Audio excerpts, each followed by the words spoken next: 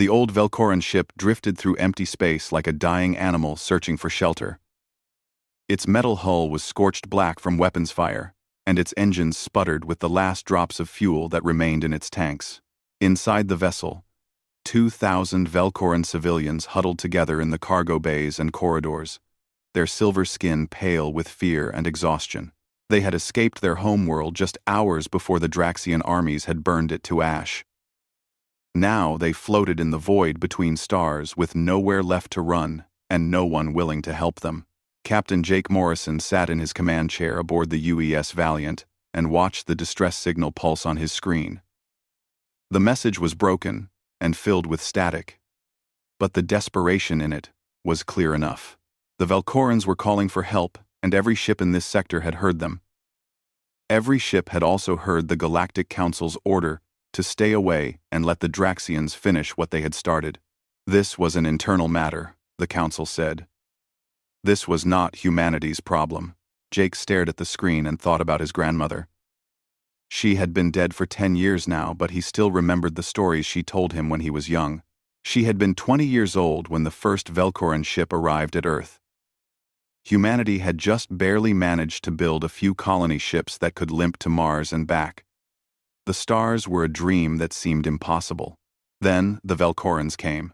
Ambassador Theron had walked off his ship and into the United Earth Assembly with a gift that changed everything. He brought the plans for a jump drive that could fold space and make the impossible journey between stars take only days instead of centuries. He asked for nothing in return. No payment, no territory, no promises of military alliance. He simply said that humanity deserved a chance to see the galaxy, and he wanted to give them that chance. Within 50 years, human ships were exploring a dozen star systems. Within a century, humanity had colonies on 30 worlds and a seat on the Galactic Council. Now the Velcorans needed help and the galaxy had turned its back on them. Jake looked at his crew. Lieutenant Amy Sanders sat at the communications station, her young face troubled as she monitored the incoming warnings from Council vessels. Lieutenant Chris Bailey worked at the weapons console, his jaw tight with anger that he was trying hard to keep under control. The rest of the bridge crew shifted in their seats and waited for orders. They all knew what Earth Command had told them. Stay neutral. Don't risk the peace. Don't start a war. But Jake also knew something else. He knew what honor meant. He knew what his grandmother had made him promise before she died. If the Velcorans ever need us, she had said, we help them, no matter what it costs us. No matter what anyone says. Jake took a deep breath and made his decision. All hands to battle stations, he said quietly. Helm, set a course to intercept that refugee ship. Maximum speed. The bridge went silent for a moment. Amy turned in her chair and looked at him with wide eyes. Captain, Earth Command will have your head for this. The Council will demand your arrest.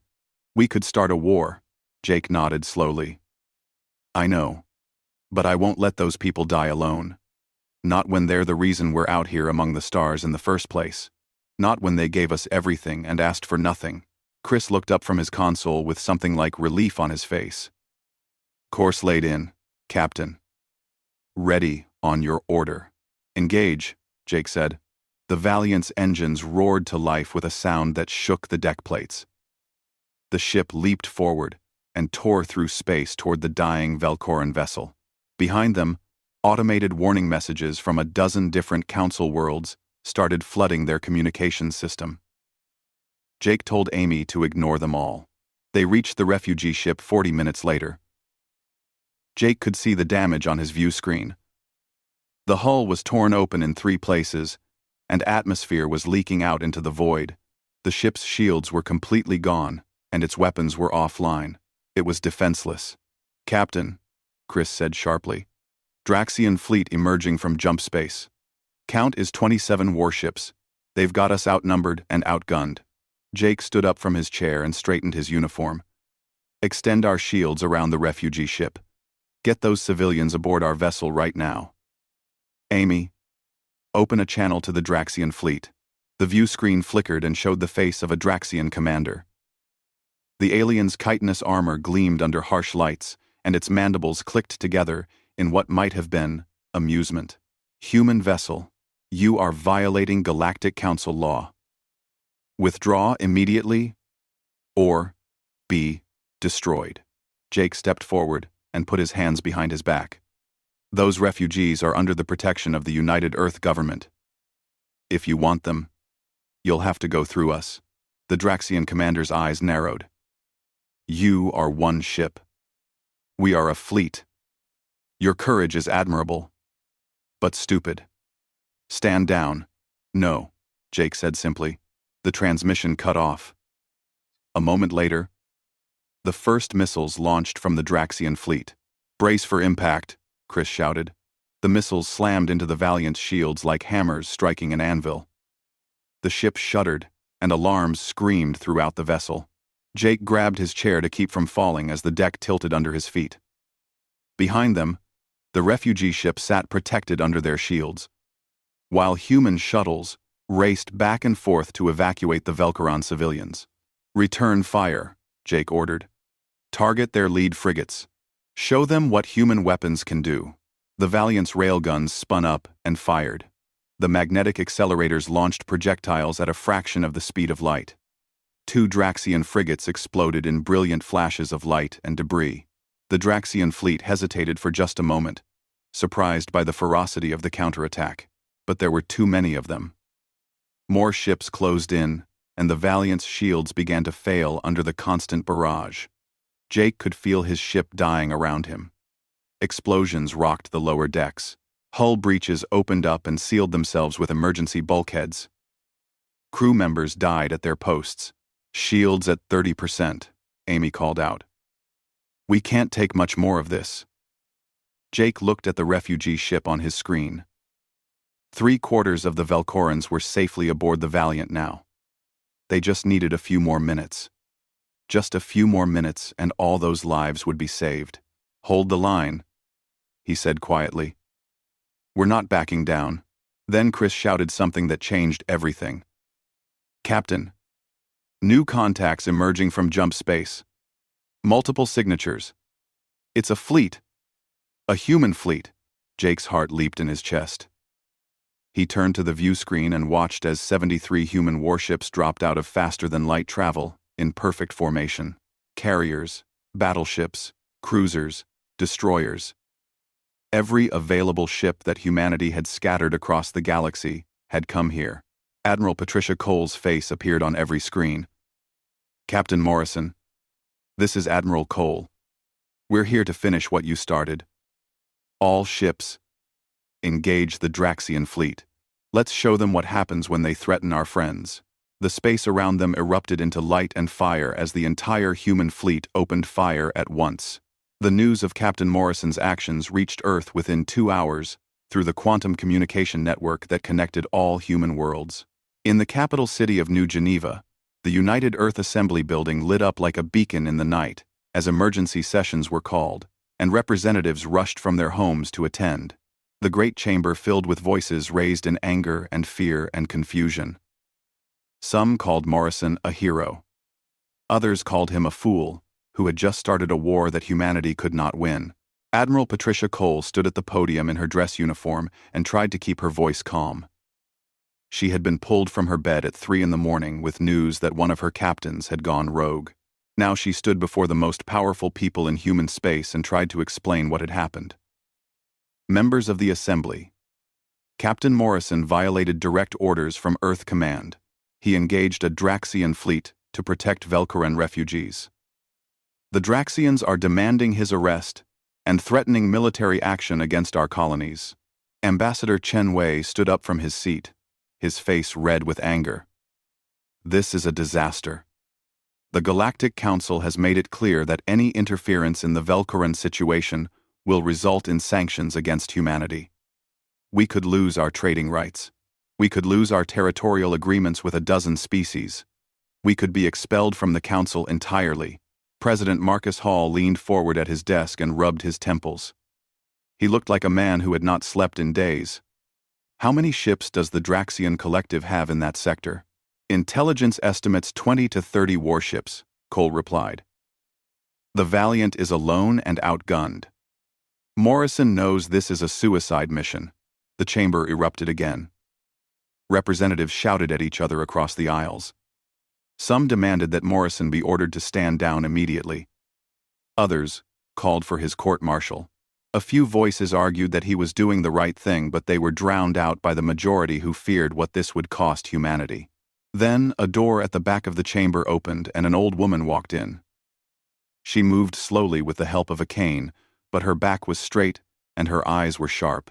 Former Ambassador Lisa Grant had served humanity for 60 years before retiring. She had been there at the very beginning, when the Velcorans first made contact with Earth. Now she was 93 years old and rarely left her home. But she had heard the news, and she had come. "I request permission to speak," she said in a voice that carried across the chamber. President Hall looked surprised but nodded. "Of course, Ambassador Grant. The floor is yours." Lisa made her way slowly to the speaker's platform. Every eye in the chamber watched her. When she reached the podium, she gripped it with both hands and looked out at the assembled representatives. "I was 23 years old when Ambassador Theron arrived at Earth. I was part of the team that met him when his ship landed. I remember every word he said to us that day." The chamber had gone completely silent. "We were nobody," Lisa continued. "We were a species that had barely touched our own moon.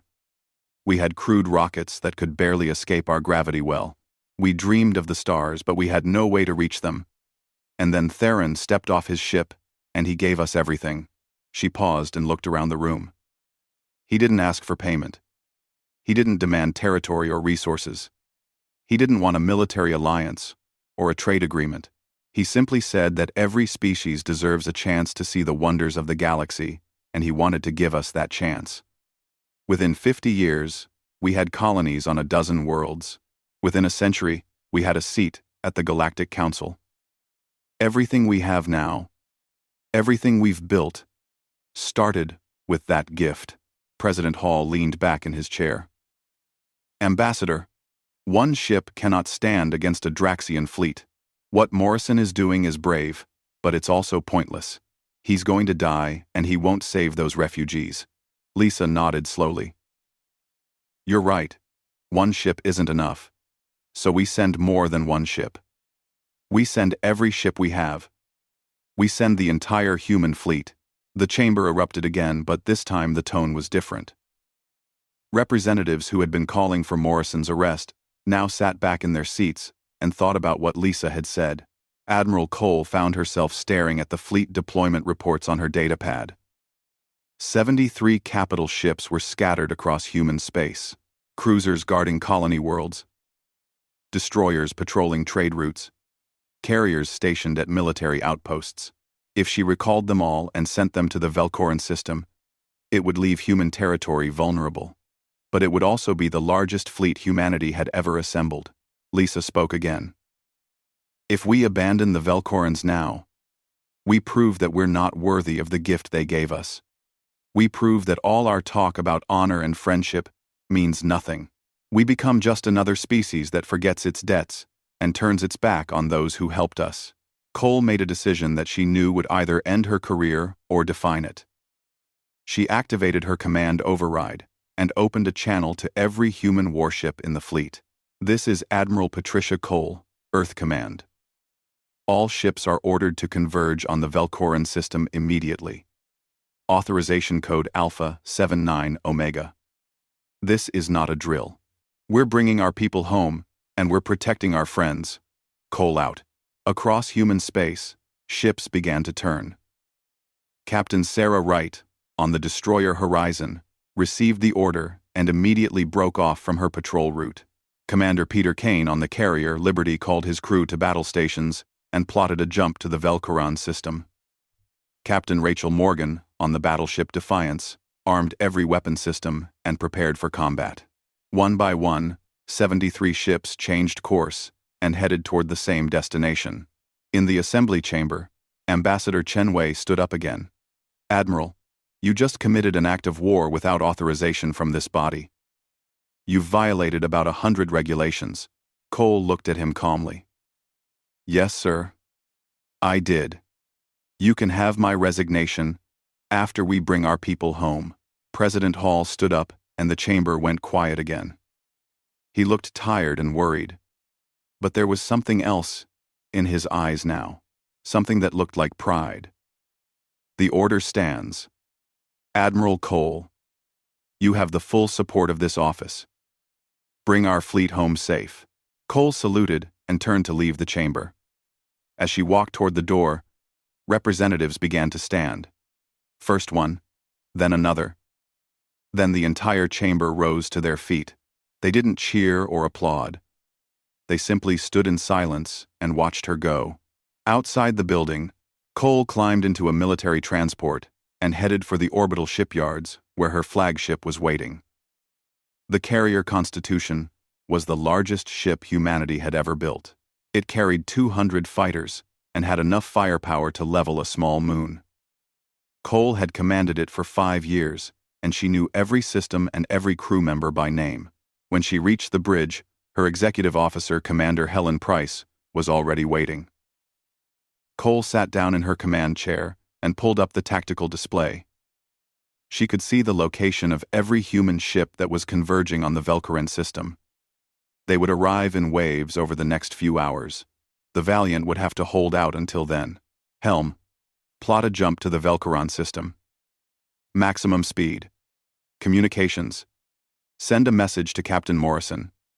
Tell him help is on the way, and tell him to hold the line. The Constitution's engines powered up with a sound like distant thunder.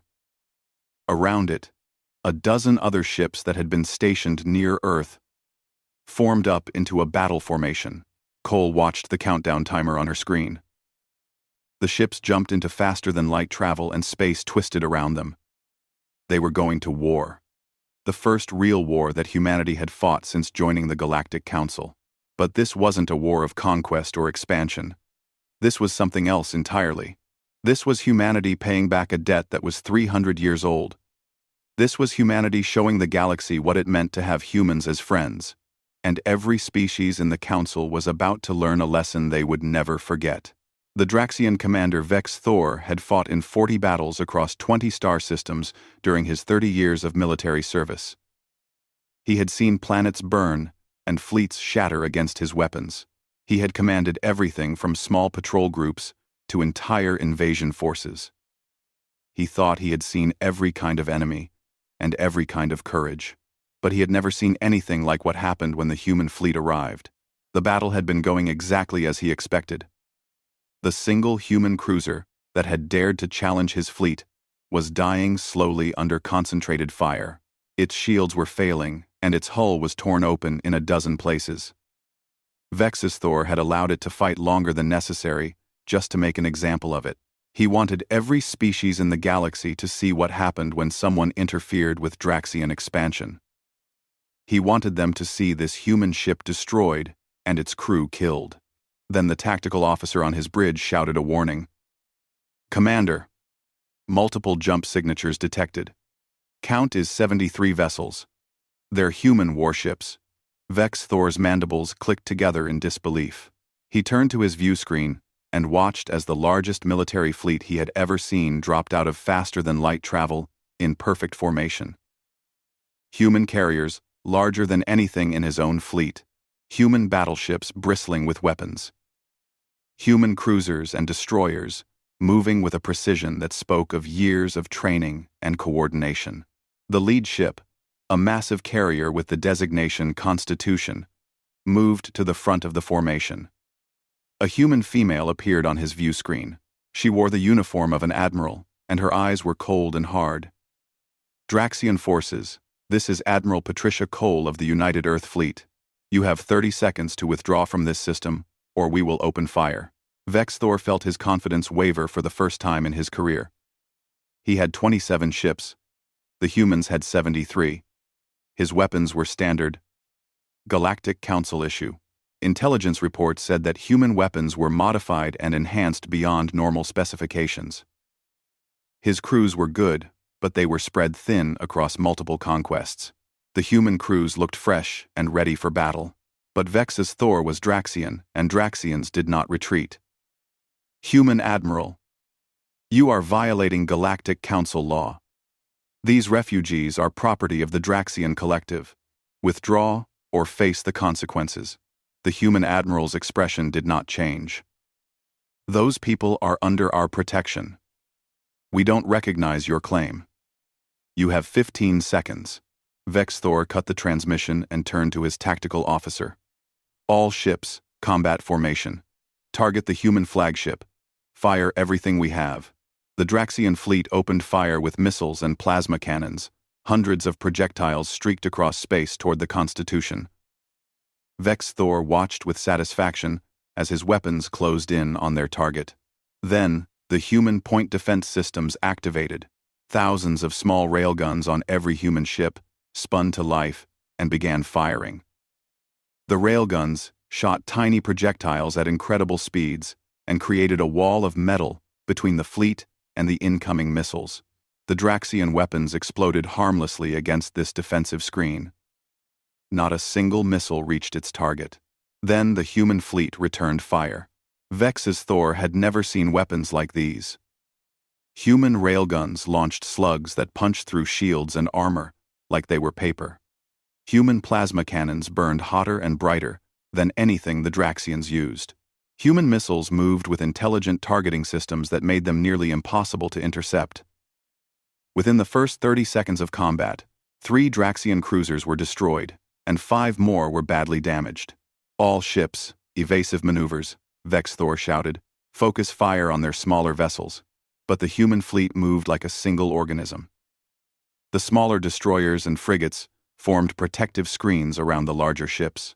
When Draxian weapons targeted the escorts, the larger human battleships moved to intercept and absorb the damage with their heavier shields. When the Draxians tried to focus on the capital ships, the escorts launched swarms of missiles that forced the Draxian fleet to go defensive. Captain Jake Morrison watched the battle from the bridge of the Valiant. His ship was battered and barely functional, but his crew had managed to evacuate all the Velcaron refugees. Now he stood and witnessed the full might of humanity's military power unleashed for the first time since humans had joined the galactic community. "Captain, Admiral Cole is hailing us," Amy said.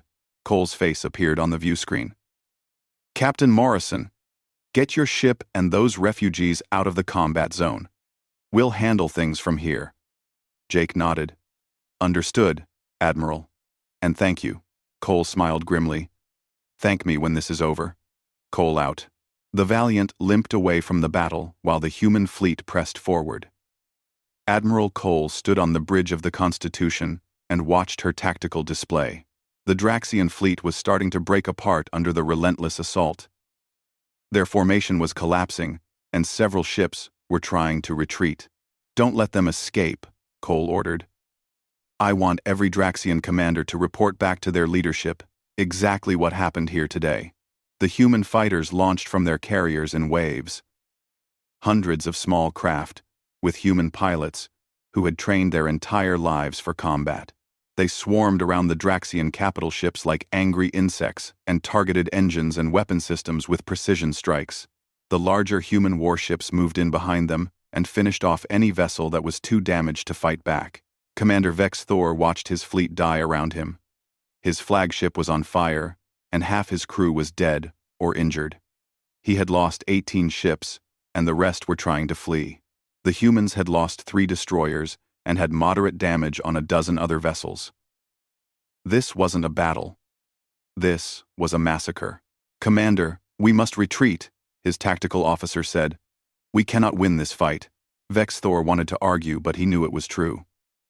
He had underestimated the humans completely. He had thought they were soft. He had thought they would back down when faced with superior numbers. He had been wrong about everything.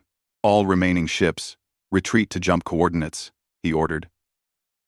"We're leaving this system." End quote. The surviving Draxian vessels turned and fled. The human fleet let them go, but followed them all the way to the edge of the system to make sure they actually left. Only when the last Draxian ship had jumped away did Admiral Cole order her fleet to stand down. The space around the Velcoran system was filled with debris and the wreckage of destroyed ships. Emergency crews from the human fleet were already moving through the area and searching for survivors. Medical ships were treating wounded sailors from both sides, because that was what humans did. They fought hard, but they also showed mercy when the battle was over. Cole opened a channel to the refugee ship that was still protected by the damaged Valiant. Velcoron vessel. This is Admiral Cole. You're safe now. We're setting up a defensive perimeter around this system. No one else will threaten you. The view screen showed the interior of the refugee ship. A tall Velcoran with silver skin and purple eyes stood among the frightened civilians. She wore robes that marked her as royalty. Princess Velara, last surviving member of the Velcoran royal family, looked at the human admiral, with tears streaming down her face. Admiral Cole, your people have sacrificed so much for us. You've risked war with the Draxian Collective. You've defied the Galactic Council. Why would you do this? Cole thought about Lisa Grant standing in the assembly chamber. She thought about Ambassador Theron, arriving at Earth 300 years ago, with a gift that changed everything. She thought about what it meant to be human and what kind of species humanity wanted to be. 300 years ago, your grandfather gave my people the stars. He asked for nothing in return. He just wanted to help us. Today, we're returning that favor. This is what humans do. We remember our friends, and we pay our debts. Velara closed her eyes, and more tears fell. The debt was never real, Admiral. It was a gift. Given freely. Cole smiled. I know. That's exactly why we're here. Because real friendship doesn't come with conditions or expectations. It just comes with the promise that when you need help, we'll be there. Around them, the human fleet formed up into a protective formation around the refugee ship. They would stay here as long as necessary. They would protect these people until the Velcorans could rebuild their civilization. And every species in the galaxy was watching and taking notes about what humanity had just done. The Galactic Council chamber was built to hold representatives from 500 different species, and right now it seemed like every single one of them was trying to shout louder than the others. The massive circular room with its towering ceilings and ancient architecture had seen many heated debates over the centuries, but nothing quite like this. The humans had gone to war, and now the entire galaxy had to deal with the consequences. The Draxian ambassador stood at his podium with his armor gleaming under the lights. His voice boomed across the chamber.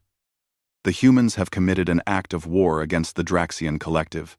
They destroyed 18 of our ships and killed thousands of our warriors. We demand immediate sanctions. We demand reparations. We demand that humanity be expelled from this council. Around the chamber, many representatives nodded in agreement. The Krellian delegate raised his tentacles in support. The Morgoth representative clicked her approval. The rules were clear. Member species were not supposed to interfere in internal conflicts between other species.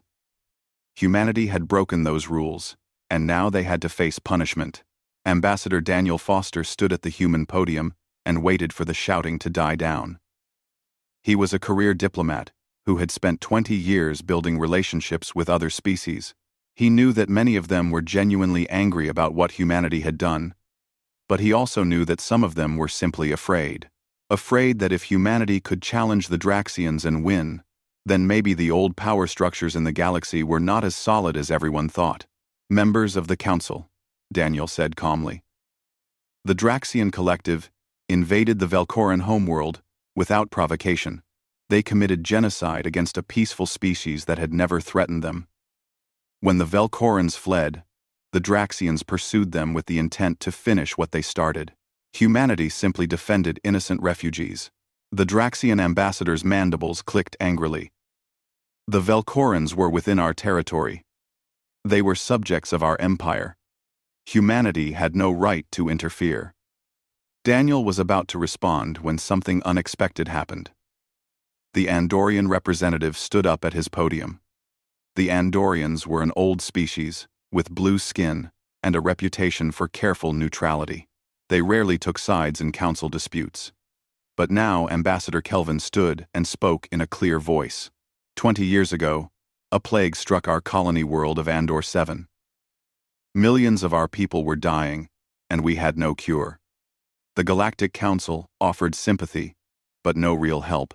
Then a human medical ship arrived. They brought scientists and doctors who worked around the clock to develop a treatment. They saved 4 million Andorian lives and asked for nothing in return. I remember what the human captain told me. She said that helping people is not about politics or profit. It's about doing what's right. The chamber went quiet. Other representatives looked at each other with uncertain expressions. Then, the Centauran delegate stood up. 15 years ago, our agricultural systems failed due to a disease that attacked our crops. We faced starvation. Human scientists came to our worlds and brought new farming techniques and disease-resistant seeds. They taught us how to save ourselves. They asked for nothing in return. One by one, other species began to stand. The Rigelian delegate spoke about how a human ship had rescued their colony during a natural disaster. The Talaxian representative mentioned human engineers who had helped repair their orbital stations after an accident. The Paxian delegate recalled human diplomats who had mediated a peaceful resolution to a border dispute. Each story was different, but they all had the same theme. Humanity helped because it was the right thing to do. They asked for nothing in return. They simply showed up when others needed them. The Draxian ambassador looked around the chamber with growing alarm. This is irrelevant. The law is clear. Humanity violated council regulations. But the momentum had shifted. The vote came down, and the sanctions failed by a wide margin. Not only that, but several species began calling for an investigation into Draxian military actions against the Velcorans. The council was not going to punish humanity. Instead, they were going to examine whether the Draxians had committed crimes. Ambassador Foster left the chamber and walked through the corridors of the massive station that housed the council headquarters. He found a quiet observation deck and looked out at the stars. A message came through on his personal communicator. It was from Admiral Cole. Ambassador, I assume the council session went well since I'm not being ordered to surrender the fleet. Foster smiled. It went better than expected. Turns out we've made more friends than we realized. There was a pause on the line. What happens now? Now we finish what we started, Foster said. The council is forming a coalition to investigate Draxian war crimes. Several species have agreed to contribute ships and resources. We're going to liberate the Velcoran homeworld. Cole's voice was quiet. That means real war. Not just one battle, but a full campaign. I know, Foster replied. But we started this, and we need to see it through. Are you ready? The fleet is ready, Cole said. We'll do whatever it takes. Over the next 6 months, humanity led a coalition of 15 species in a campaign to push back Draxian forces. The Draxian collective had expanded rapidly over the past century by conquering weaker species and absorbing their territory. But they had never faced a united opposition before. The coalition fleet was smaller than the full Draxian military, but it was better coordinated and more motivated. Captain Jake Morrison, promoted to Commodore after his actions at the refugee ship, led a task force that liberated 4 occupied worlds. Captain Sarah Wright commanded the destroyer Horizon in a brilliant running battle that cut off a major Draxian supply line. Commander Helen Price took the Constitution's fighter wing deep into enemy territory and destroyed a shipyard that was building new Draxian warships. The tide turned slowly but steadily. Species that had been conquered by the Draxians began to rise up when they saw that resistance was possible. The Draxian Empire that had seemed invincible started to crack under pressure. Within a year, the coalition had pushed Draxian forces back to their core worlds and liberated dozens of occupied systems. Admiral Cole stood on the bridge of the Constitution and watched as the coalition fleet entered orbit around the Velcoran homeworld. The planet was scarred from the Draxian invasion. Cities were burned, and the orbital stations were destroyed. But the Velcorans who had hidden in underground shelters were still alive and waiting to be freed.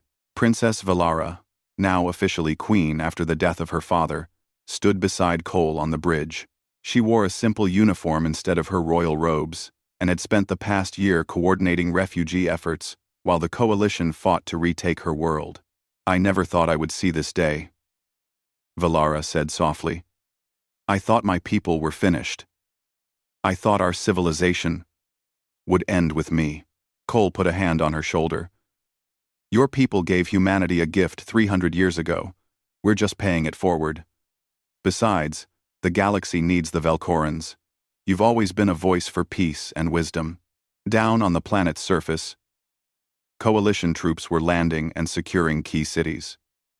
Human soldiers worked alongside Andorian peacekeepers and Centauran engineers. They cleared rubble and set up medical stations. They distributed food and supplies.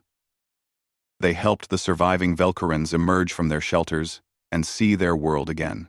Captain Jake Morrison led a team into the ruins of the Velkoran capital city. The palace, where Ambassador Theron had lived, was destroyed, but the foundation was still intact.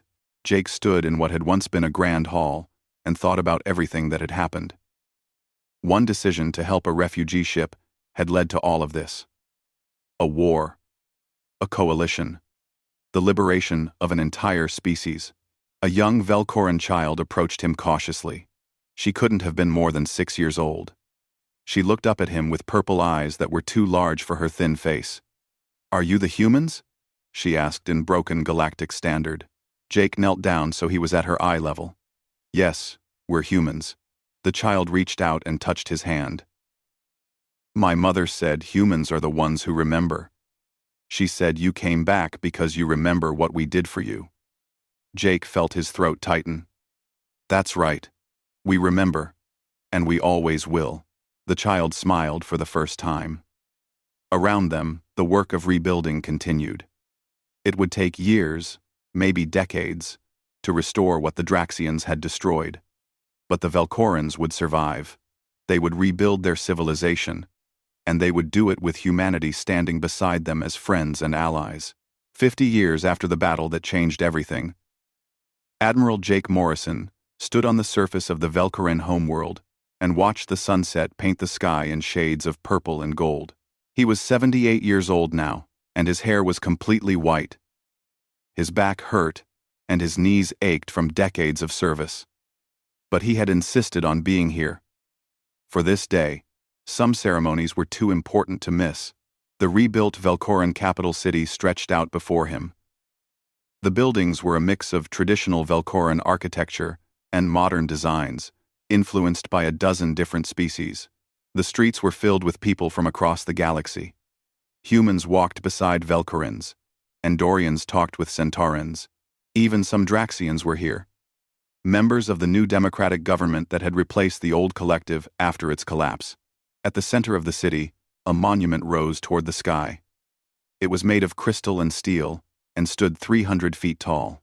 The crystal caught the light of the setting sun and broke it into 1,000 different colors that danced across the plaza below. On the base of the monument were carved the names of every person who had died during the war. 17 humans from the original battle. Hundreds more who had fallen during the liberation campaign. Thousands of Velkorans who had not survived the invasion. Even the names of Draxian soldiers were included because Queen Valara had insisted that everyone who died deserved to be remembered. Jake walked slowly toward the monument with Queen Valara beside him. She was older too now, though Velkorans aged more gracefully than humans. Her silver skin had a few lines around her eyes, but her purple eyes were still bright and clear. She wore robes of state for the ceremony, but she moved with the ease of someone who had spent the past 50 years working alongside construction crews and aid workers to rebuild her world. I still can't believe we actually finished it, Valara said quietly. There were so many times when I thought we would fail. Jake nodded. I remember standing in the ruins of your palace 50 years ago and thinking that this world would never recover. But look at it now. The plaza was filling with people. Dignitaries from 500 species had come for the dedication ceremony. The Galactic Council had declared this a historic site and established it as a symbol of what cooperation could achieve. But Jake knew that the real meaning of this place was simpler than that. It was about friendship. It was about remembering. It was about people who kept their promises even when it cost them everything. The ceremony began as the sun touched the horizon. Queen Valara stood at a podium before the monument and spoke to the assembled crowd. Her voice was amplified so that everyone in the plaza could hear, and her words were transmitted across the galaxy to billions of viewers. 50 years ago, my people faced extinction. The Draxian collective had conquered our world and hunted us across the stars. We called for help, and the galaxy turned away. Everyone except one species. The humans came when no one else would. They risked everything to save us. And they did it not because they owed us anything, but because 300 years ago, we had helped them, and they remembered. She paused and looked at Jake. Ambassador Theron, my grandfather, gave humanity the gift of faster-than-light travel, because he believed every species deserved a chance to see the stars. He never expected anything in return. But humanity gave us something far greater. They showed us that kindness has value. They showed us that friendship means something. They showed us that some debts are worth paying even when they were never owed in the first place. The crowd was silent. Jake could see tears on the faces of many in the audience. Not just Velcorans, but humans and Andorians, and dozens of other species who had learned something from what had happened here. Valara continued. This monument is not just for those who died. It is for everyone who chooses to remember. Every species that honors its friendships. Every person who helps someone in need. Every act of kindness that ripples across the galaxy and creates more kindness in return. She pressed a button, and the monument lit up from within. The crystal glowed, with a soft light that illuminated the names carved into its base. Music played, a composition that blended human and Velcoran instruments into something new and beautiful. People in the crowd began to cry openly. Jake stood and watched, and thought about everything that had led to this moment. One captain making a decision to protect a refugee ship. One admiral choosing to send a fleet. One old woman standing in an assembly chamber and reminding her people what honor meant. Small choices that had grown into something larger than anyone could have imagined.